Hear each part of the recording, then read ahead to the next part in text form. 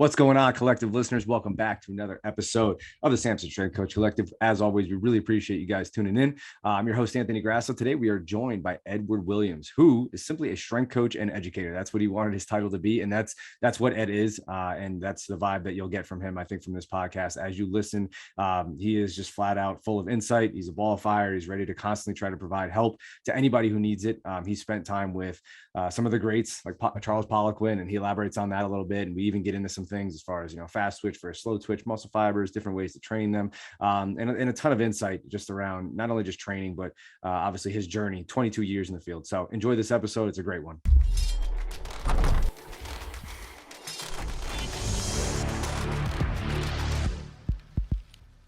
What's going on, collective listeners? Welcome back for another episode of the Samson Strength Coach Collective podcast. I'm your host, Anthony Grasso. Today we have a special guest, Edward Williams, and he is simply a strength coach and educator. And we're going to talk about why that's so special. And I knew he was going to go with that as his official title when I was asking him what it is. Because if anybody, hopefully you guys take a lot from this episode. But if anything, just to give you some context, when I met Ed, it was literally in the context of strength coach and educator. I walked into an internship at Quinnipiac, and Brajesh Patel was like, "Hey, here's my friend Ed," and I was like, "Cool," and I was just like, "What's up, Ed?" And then we just started talking and vibing and everything, and I was just kind of and I almost for the longest time never really knew what you did or who you were. I just knew you as Ed. You come and visit Quinnipiac, you hang out, you teach us stuff, and we lift weights together. And I was like, "That's cool. That's all I really." And so that's why I think it's perfect that you're just "Hey, here's my official title. I'm a strength coach. I'm an educator." But yeah, now you're not in Connecticut anymore. You're down in Georgia, right? So, but yeah, if you will, just kind of introduce yourself and let us know a little bit about who you are and your story, where this whole thing got started, and where you ended up now. How about that? So yeah, my name is Ed Williams. Been in the industry 22 years now. And in that time, I've been kind of the same thing: strength coach, personal trainer, and educator. I've just been an educator from the beginning. I love teaching. I love people learning and growing. And so it's funny when you say that's how we met, and that's what the context was. Most times, most people have no idea what I do. But as long as I'm around somebody and they're willing to learn and we can have great conversations, that's what it's going to be. All right, so I'm about 22 years in now, 22, 23 years. Makes me feel old sometimes. But, I've been in the industry a long time, so I've watched it evolve, both kind of strength and conditioning becoming a real thing as a strength coach, but also personal training growing and developing in a real thing. So early on, education was, these quick little certifications or things on the weekends, and watching it evolve and getting a chance to be on the inside teaching, growing strength coaches has been really exciting. So it's the thing that I'm most passionate about is both seeing people, I had a background in rehab. So I did my undergrad in physical therapy, and I did a master's in exercise physiology with a specialty in kind of human movement.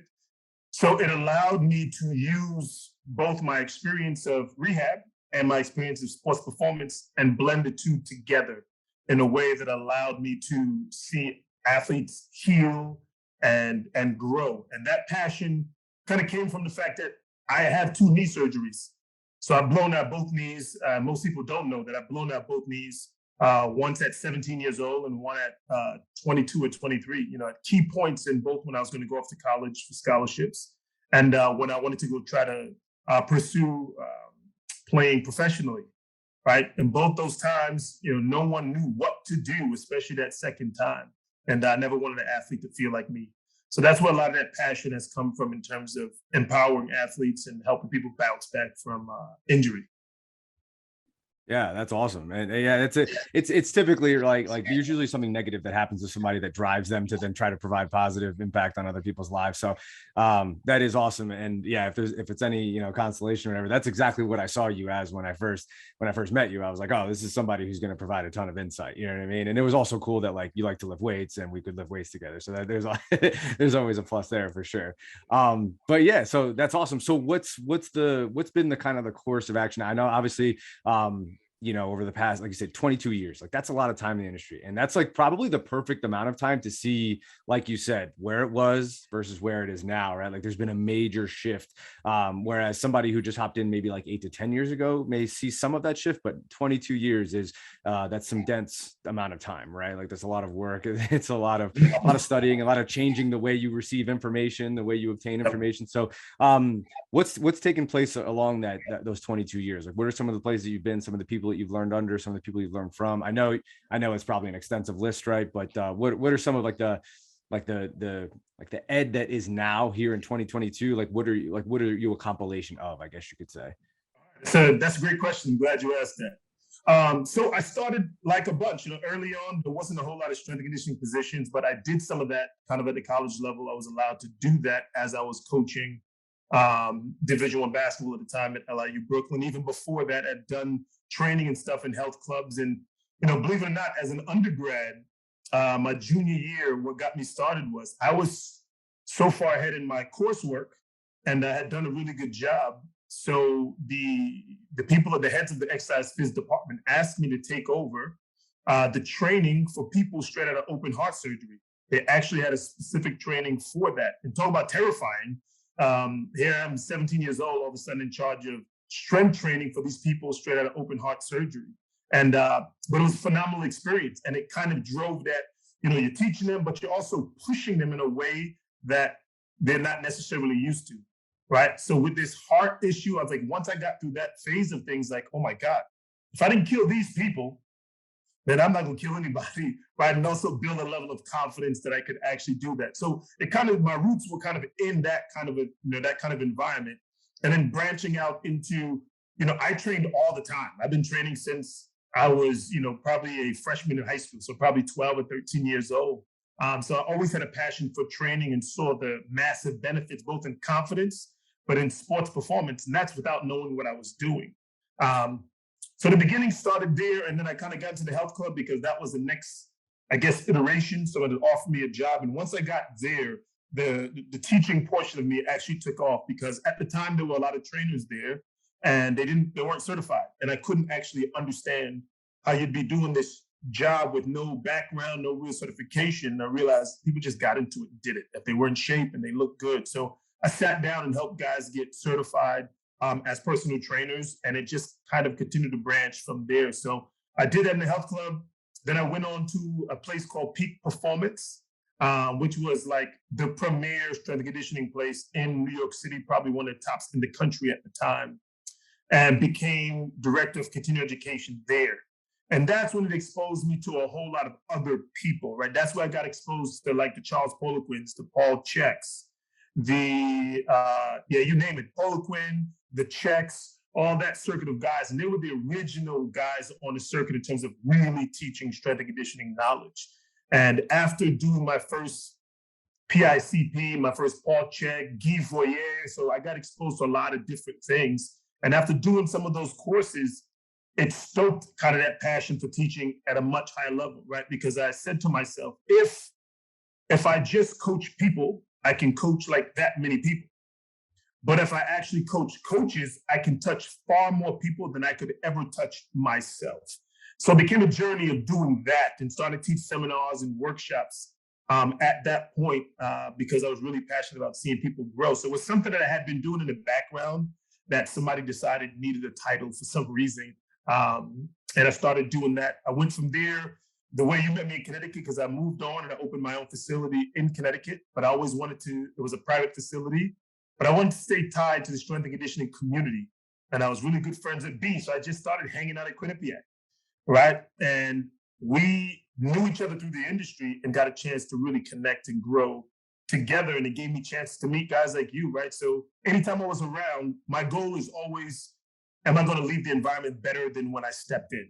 So I don't care if that's a 15-minute visit to the gym at Quinnipiac or anywhere else. I want to leave the environment more enriched and better than when I got there. Absolutely. And then you definitely did that. And obviously there's a reason that I want to have you on the podcast, right? So I guess that's that, that speaks for itself, but yeah, that's awesome. And so obviously going back to, like you said, you're around some of the original G's, right? Like some of the dudes like Poliquin, right? So, and that was, when you first told me that, like, I thought, I remember you saying like, hey, like, why don't you try this particular, like, so I think it was a split squat variation, right? Yeah. And I remember that day and I was like, okay, cool. And you were like, yeah, you're talking about Poliquin a little bit.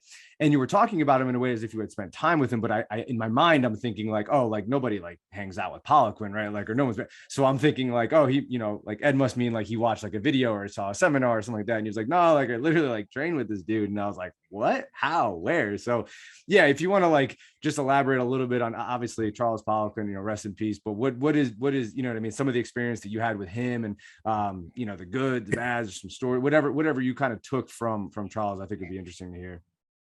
So I'm glad to say that, yes. And I have spent time with Charles. I am old enough or been around long enough where I actually spent time with Charles when he was actually teaching the courses at that time.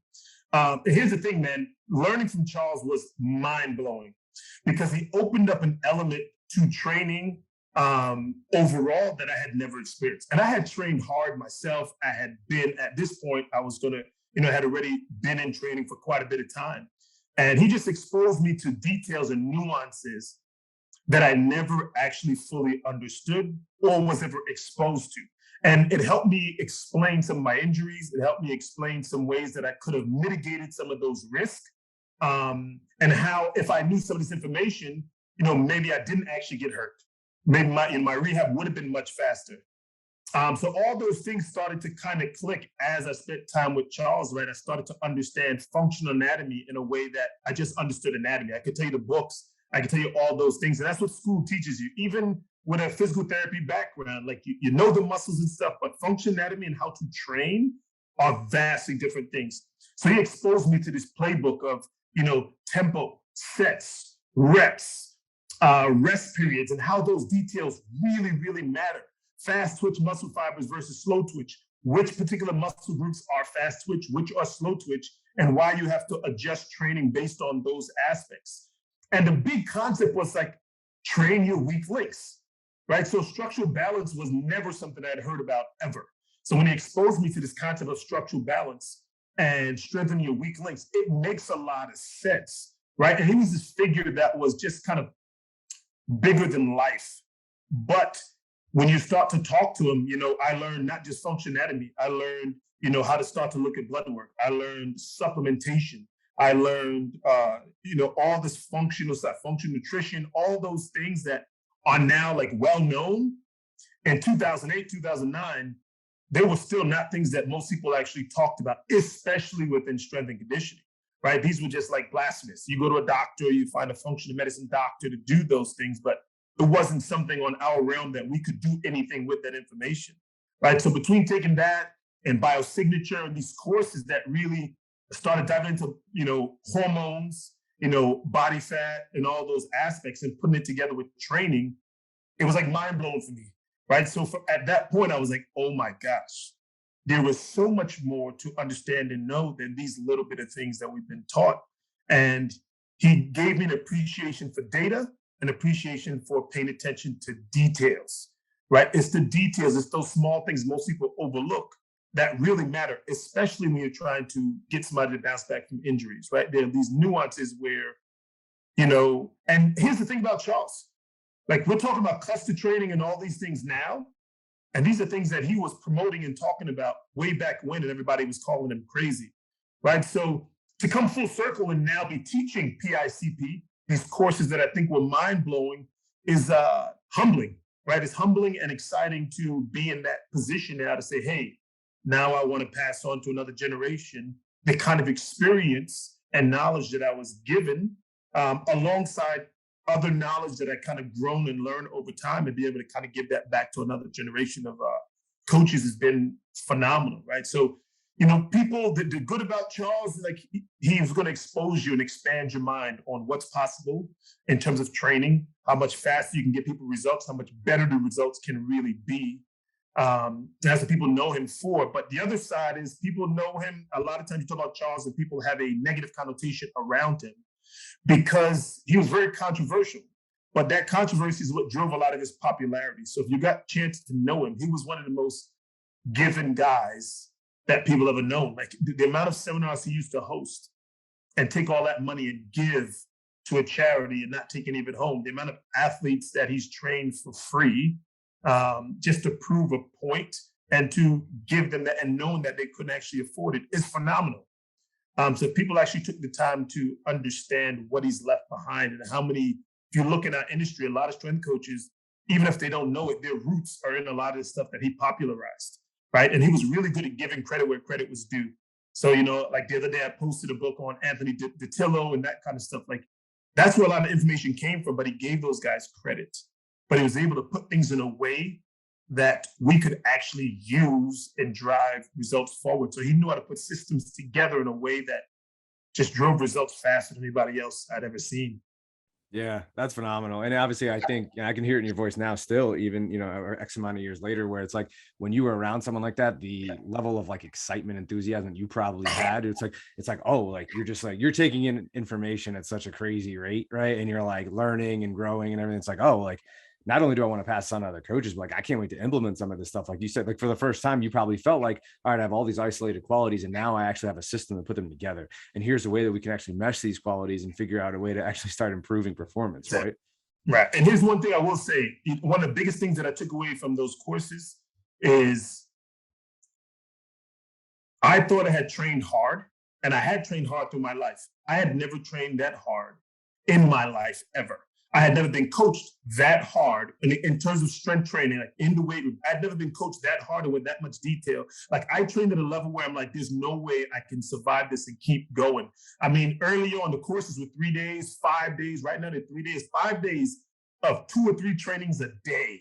Like lower body, you do 2 or 3 lower body trainings a day under the guys, under a coach, count tempos. Like, man, I learned that you talk about training hard, it was on a level that I had never experienced. And it was exhilarating. And I realized it's levels to this, right? And this is why this guy is producing far superior results than most of the people that I know, because most people think they're training hard and it doesn't have to be complex. So people get confused with complexity meaning training hard. No, the simplicity, but the level in which we had to push through and push to, I had not experienced ever, right? So for me, it was exciting. I was like, oh my gosh, I've just unlocked this new set of levels that I'd never experienced myself, even as a high level athlete, that I'm like, if I had that back then, I would have been a far better athlete overall by far, right? So instead of looking back and say, oh, woe is me, it's like, no, how do I use these injuries that I've had? How do I use this experience to give back and make sure that the person looking for answers has answers? Yeah, absolutely. I remember you talking about some of those training sessions. I remember thinking like, there's no way. Like I remember talking like Jamie or whatever. I'm like, how? And I think you even like tried to like I think we mess around with a certain protocol or whatever. So I guess that would be my next question, is that kind of like jog my memory. Like what were some of like the protocols that you guys were being exposed to at that time? I think there was like a 30-second squat day or something like that or something? No, not even a squat day. It was a 30-minute squat. 30 minutes. That's what it was. 30 minutes. Yeah. That was torture. So 30-minute squat. I'm lined up. I'm set up with a partner who's about my strength level, about my height. And it's a 4-0-1-0 tempo. You do reps. 4-0-1, and he's standing there. 4-0-1-0 tempo. I step out of the bar. You step in the bar. We do that for 30 minutes on the clock, period. There is no catch your breath. No, my rest is your 3 reps, and you better get back under that bar and get going, right? And the funny thing is, like, for most people, okay, this workout's over. No. Then we had to do walking lunges and hamstring curls. And we're like, okay, there's no possible way after doing that. All right, we're going to do these 3 or 4 sets of walking lunges and hamstring curls. Great, this workout's got to be over. No, now we're going to do a 2-minute leg press. Like, to think like any one of those by themselves in the past would have been, oh my God, this workout's over. But you do that, then you add tempos, and then you add specific rest periods. It was like death. I'm like, man, there's no way we actually make this. But you realize I can keep going, right? So that stuff like that was one of them. We had did a 6-12-25. Anybody that does that correctly with the right kind of movements knows. Like I did 6-12-25. No. Like, did you do a 6-12-25 with a squat, a lunge, and then a leg press or a backward sled drag, or nowadays a pendulum squat? Like, that'll change your life when you do something like that, right? So it just puts you through things that you're like, there's no way I can actually survive these kinds of training. So things like 6-12-25, 8-8-15, German volume training, advanced German volume training.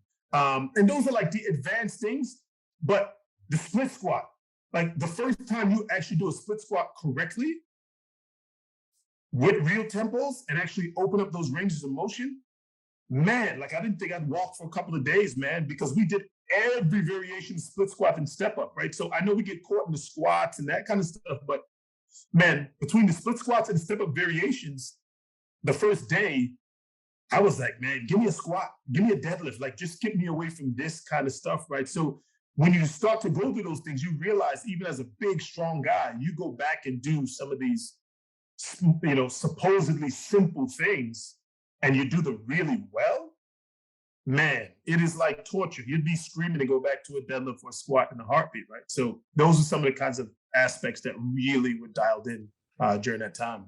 Yeah. I remember the 6-12-25. You showed me that, and I remember we were doing some sort of like upper body session or whatever, and you're like, yeah, we're gonna do 6-12-25, and I was like, all right, yeah, that doesn't seem too bad. And I think like the 25 was like some sort of like face pull or like tricep push down or something like that. Yep. And it was like super slow tempos and stuff like that. I'm like, dang, man. So like I still do that like sometimes, you know what I mean? I'll just be like, you know what? I don't know where I got this from, the 6-12-25. I was like, you know what? That's what I'm gonna do today. Like I feel good on Saturday. I'm just gonna let it fly. You know what I mean? So, but yeah, it's crazy, man, to think of like, the squat for 30 minutes in that fashion, right? Like real, aggressive attention to detail, the intent, the effort's high. And then obviously, you're getting walking lunges and leg curls and, leg press for 2 minutes after that. And it's funny because you're right. Like, I think like, and I don't want to like use the word soft when it comes to like describing. I do think there's just, I would say there's a misunderstanding as to like what the body is truly capable of. Right. And I think that we've gotten a little bit more comfortable, admitting at times like, oh, like I don't feel as resilient. Right. So like, I'm going to like kind of, settle into that. Right. Whereas like the body is obviously, and I don't even think that goes for just anybody who's like a high level athlete like yourself. Like I think it's a lot of people. Like you're much more resilient than you give yourself credit for. And that's really more so like my push, not to criticize people. It's just say, hey, like you're like, I know, like I used to think about this all the time. Like I'll be like, oh man, I'm not feeling so hot today. Like I don't really feel like, it's like, you're going to do it anyway. Right. But like you and I have that mentality. Whereas like a lot of people like, I don't feel perfect today, so I'm not going to go train. Right. Whereas like I think about people who have like ALS or like MS, and I'm like, you know what? I could probably go make time to get the gym in today. I could probably make some time to go on this run or whatever it is that I'm doing that day. You know what I mean? And I think like when you're exposed to the type of training that you're exposed to, like you have no choice but to think that way. You'll think that way for the rest of your life, and you'll be that way for the rest of your life. You don't have a choice. You know what I mean? Yeah. Here's the danger though. Here's the danger that I will say, right? And it's what I have to teach all the time, right? Because once you go through an experience like that and you do those kinds of things, what you're talking about is exactly exactly what's really important, right? Because you can't then go and train Gen Pop or even just regular athletes, right? And expect that they're going to push to that same level, right? Like, I was overtrained on purpose, right? To prove a point and to understand even overtraining. Like I had overtrained that week, and Charles had given me specific protocols in terms of what to eat that I couldn't train the next week. And I had gained something like 5 to 6 kilos the next week, right? Like, so I understood the power of what it means to actually overtrain and the results that can come from purposely overtraining, right? So there was all these nuances, but I also had to understand, how do I take this now and use portions of this to go train athletes, but also train Gen Pop? Because the reality is most of us still deal with some Gen Pop, right? So everybody is not going to be me or you, right? So how you go about doing that. So a lot of people in the beginning will take that stuff and go crush clients, go crush athletes. 6-12-25, everybody's doing it. Like, well, no. You're exposed to those things, but you need to understand how to actually get to that point, who that's good for, when you would use that, why, what kind of situations that makes sense. So at the same time, like I learned that people can do more. I knew they could, but learning that I could push more than I thought I could helped me to push other people even more. It doesn't mean they ever reach the pinnacle or the level that I'm able to push myself, but that's not what's necessary. It's getting people outside of their comfort zone, right? So getting somebody outside of their comfort zone, for you, if I got to push you, I got to push you a whole lot differently than where I have to push like one of these young athletes, right? Like just getting them training well and actually controlling movement is outside of their comfort zone. Yeah. Yet, we have all these places they can really go. When you talk about driving results, it is in those nuances, and it is in what you're saying. Are you going to train when you don't feel like it? Are you just going to wait for the perfect days where you feel amazing? And you and I both know some of my best training days have happened on days I didn't want to train.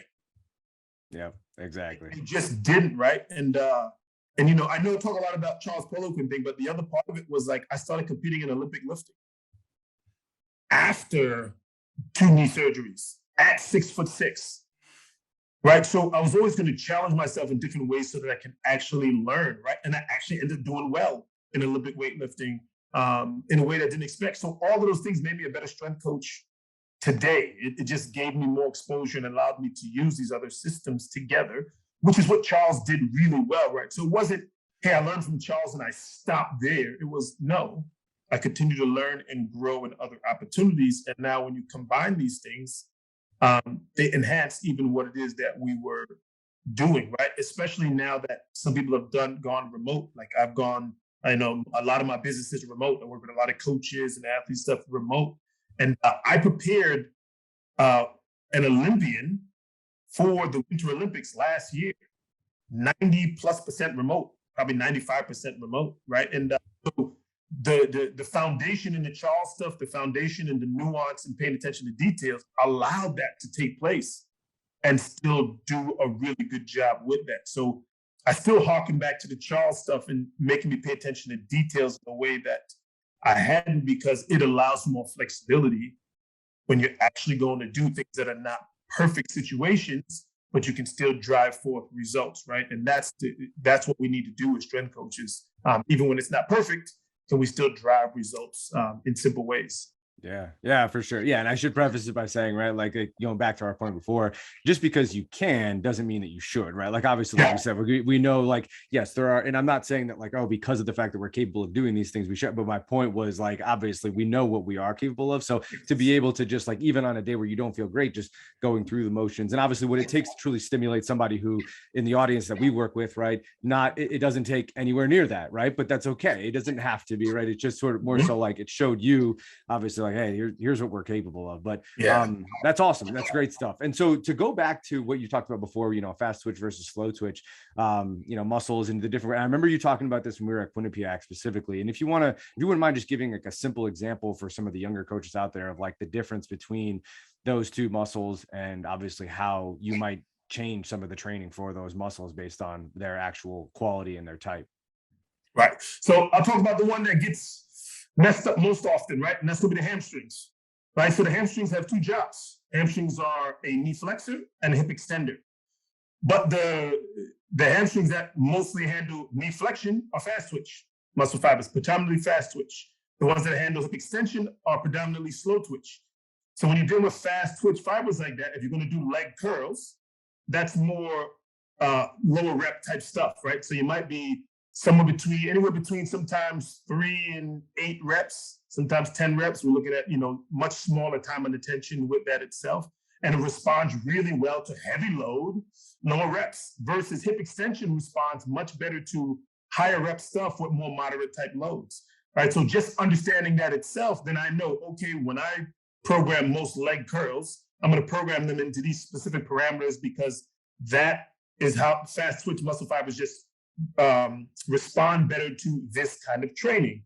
Slow twitch muscle fibers respond much better to more reps, more strength endurance type, more hypertrophy type parameters than fast twitch does. So something like that is why I see people do a bunch of RDLs, but no one does leg curls, right? And I realized the power of something like leg curls because of the job that it actually does, right? So if you understand that certain muscle fibers, like different parts of your hamstrings, are fast twitch, if you understand other musculature that's going to be more slow twitch, then you're going to train them accordingly, both in the time and attention they require, but then you load them and change those parameters within programming a lot more effectively than you would not understanding that, right? So there's plenty of times I see people arbitrarily doing sets of 12 on a hamstring, right? Just up and down, not realizing that they're not getting they're not stimulating the hamstrings as knee flexors in the way that they could. So there's a reason why like Nordic curls, and you see all these assisted Nordic curls and those kinds of things actually work really well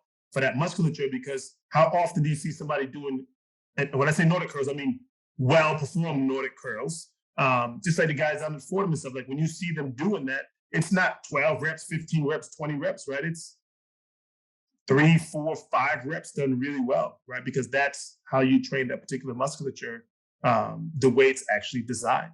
right? So when I went back and started to see different fiber types, even let's talk about something like calves, right? Like the soleus is going to be more slow twitch. Gastrocs is going to be more fast twitch. So when I train gastrocs, I'm going to train those, with a lot lower rep range with heavier loads than if I'm doing the soleus requires a lot more reps, a lot more time under tension, right? So understanding those nuances, those are really important muscles when it comes to just overall health of your knee joints, your ankle joints, but they're massive when it comes to performance, right? And mitigation of injuries, because most of those things take place because of what's happening at the ankle, at the foot, the ankle, the knee, right? So if you don't understand how to train those muscles correctly, then you don't get the most out of them that we actually could. So those are two big examples that I think most coaches and most trainers mess up those particular two in itself, specifically with the lower body. Yeah, no, those are great examples. I appreciate you saying that. And I think it's a good framework too. Like at the very least, like I always thought, like I think most podcasts should just like spark interest, right? So as opposed to like giving complete answers, I think that would provide a decent framework for listeners to say, all right, well, now I'm just going to kind of go provide that framework and look for and search for answers when it comes to all of the muscles that require, whether it be slow twitch or fast twitch, whatever kind of category they fall in, and see, what kind of, stimulus I can provide to those muscles. And I think it's interesting because, like you said, I think the leg curl is the one, like you said, is probably messed up the most, right? As you can just see, like, all right, like, hit some, 3x25 or whatever, go rep those things out, right? And obviously, like you said, they require something a little bit different in order to stimulate them in a way that would be most optimal for them. So I definitely appreciate that information. And I guess, moving on from there, one thing I really wanted to hear from you about, which I think I always loved your take on this. And I think it's one that it's a take, in terms of just like where our current industry is. And, in terms of like movement correcting, right, as opposed to just simply, like you said, training the weak links. And I think you posted about this a couple of days ago. What are some of your thoughts, right, on that when it comes, like, obviously you have a lot of movement gurus now and everybody's like, hey, we need to try to fix the pelvis in this area and we need to breathe in this, and I'll let you kind of like speak on that, right? But like, what are your thoughts on that versus like what we talked about, where it's like, hey, like sometimes, especially with some of the audience that we work with, it's really more so a matter of just training those weak links and actually just getting strong for the first time, right? So yeah, if you want to kind of elaborate on that a little bit. Yeah, 100%, because it is one of my pet peeves. It's one of the things I try not to go off. I try not to do too many rants when it comes to Facebook, because I'm more like, I want to encourage people and push people forward. But there is this pendulum swing that's gone, from like, what people hated was strength coaches that were just great athletes, don't really understand strength and conditioning. I was a great football player, hockey player, and now I'm a strength coach. Like, great. What are you doing with these athletes? Well, the same thing I did when I was in high school. Well, I think we can do better than that, right? Like, so people have fought against that now, but the pendulum has gone so far forward where I have like everybody's mom is a movement specialist now. Everybody is talking about, like PRI, they did a good job of helping people see that, look, the rib cage does matter. How we breathe really does matter. But you're not going to perform on the field in those same exact positions, right? Those are not great positions for performance. They're positions that we should really get in and out of, right? So that was great. But the pendulum swung so far now where everybody's talking about bird dogs and movement and all these things. And honestly, at the end of the day, most people are just too darn weak, right? The reason why physical therapy fails most often is because they don't actually apply enough load to get real changes, right? So those changes require load. So this pink dumbbell that we have here, yes, if I just came out of surgery, that might be something that we use. But unless you progressively load that and then progressively overload these injuries, like these joints, these ranges of motions, these tendons, ligaments with real load, it's not going to drive performance that much, right? So people might be talking about, hey, if I have somebody who's elite at whatever they do, then changing this little thing in their positioning might be the same, that might be their weak link. But the vast majority of people that we're talking about and are dealing with, that baseball player who is in high school, his biggest issue is not, he needs to go do more bird dogs and restabilize and just breathe. Yeah, breathe, get in alignment, now go load it, right? Go load that tissue, because that's essentially what's going to allow them to be more stable, drive more force, because we're still with sports. And even with sports, but even with Gen Pop, right? We need to produce more force. In order to produce more force, we actually have to get stronger, right? So instead of running down these alleys of everybody trying to be the perfect mover is not the best athlete on the field, right? Somebody who's actually flexible enough, who's skilled enough, and then who has enough strength. So now if all things, and I keep saying this, if all things are equal, we got the same skill set, about the same size, the stronger athlete has the advantage, period. Right? Like strong people are resilient and they're much harder to break.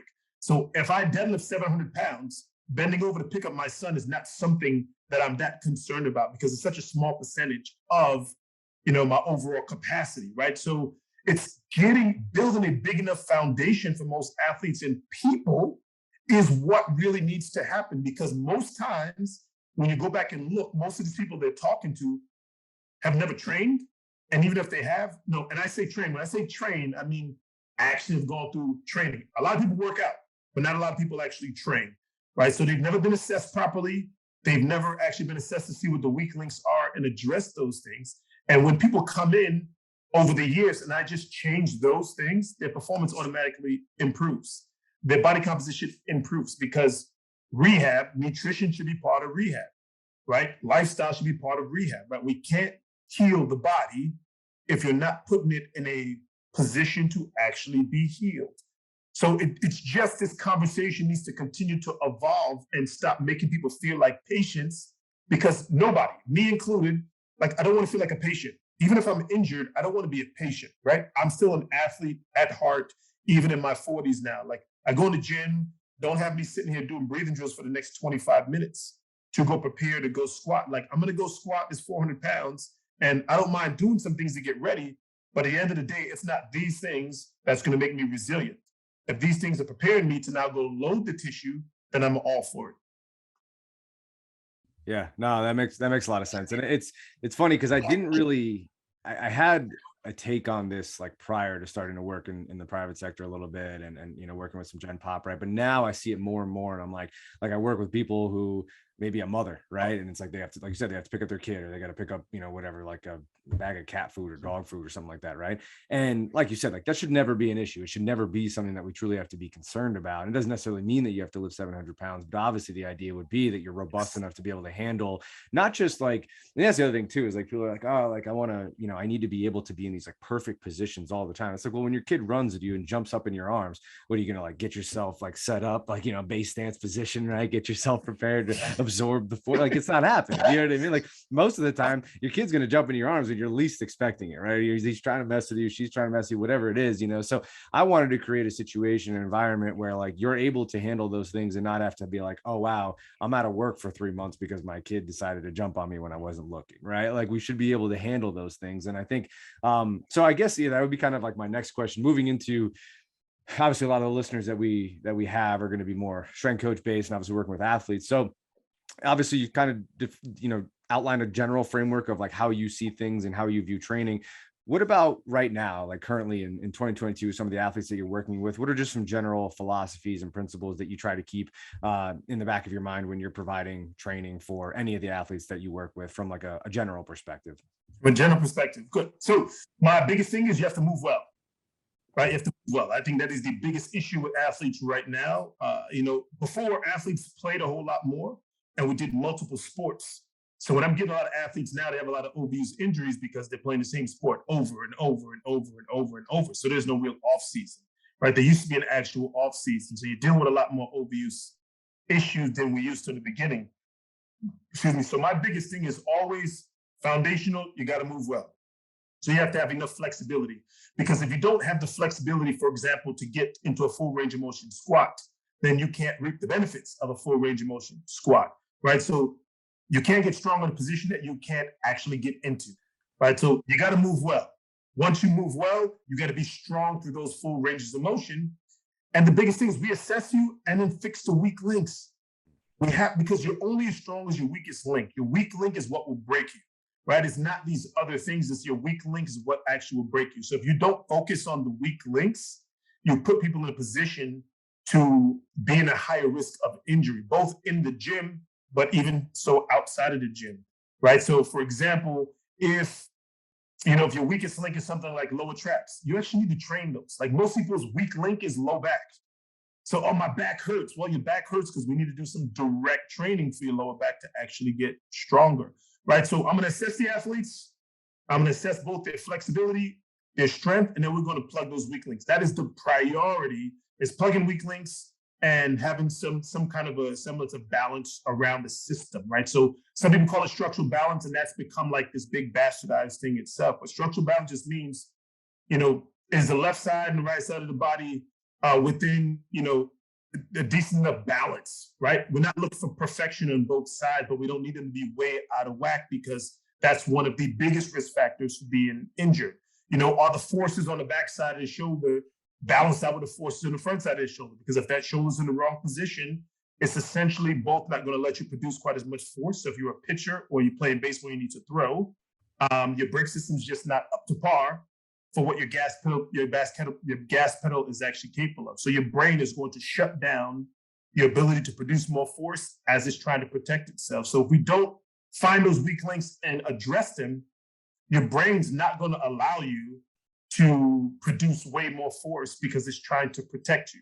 Right. So those things really well. And I just believe if my athlete moves the best and is one of the strongest, especially pound for pound, and they have sufficient levels of power, which is why I use so much Olympic weightlifting and Olympic lifting variations, then I'm preparing them to go be able to express the skill that they're getting from their sport.